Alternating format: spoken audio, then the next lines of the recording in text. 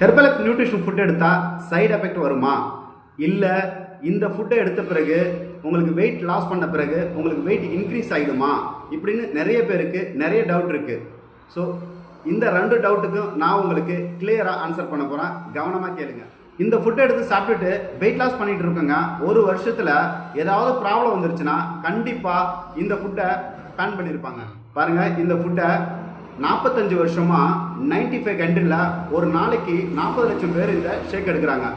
So இப்படி எடுக்கிறாங்க, எப்படிங்க உங்களுக்கு சைடு எஃபெக்ட்? இவ்வளோ பேர் எடுக்கிறாங்க, எப்படிங்க சைடு எஃபெக்ட் வரும்? அதாவது இந்த ஃபுட்டை எடுத்த பிறகு விட்டுட்டா வெயிட் இன்க்ரீஸ் ஆகும்னு சொல்லிட்டு சொல்கிறீங்க.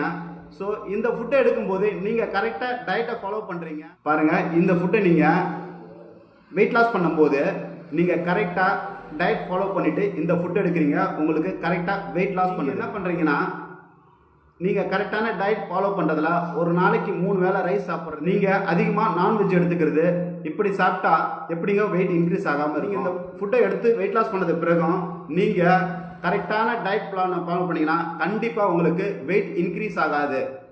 இந்த மாதிரி நிறைய டிப்ஸ் தெரிஞ்சுக்கணும்னா என்னோட பேஜை மறக்காமல் ஃபாலோ பண்ணுங்கள். கூடவே பெல் ஐக்கானை கிளிக் பண்ணிக்கோங்க.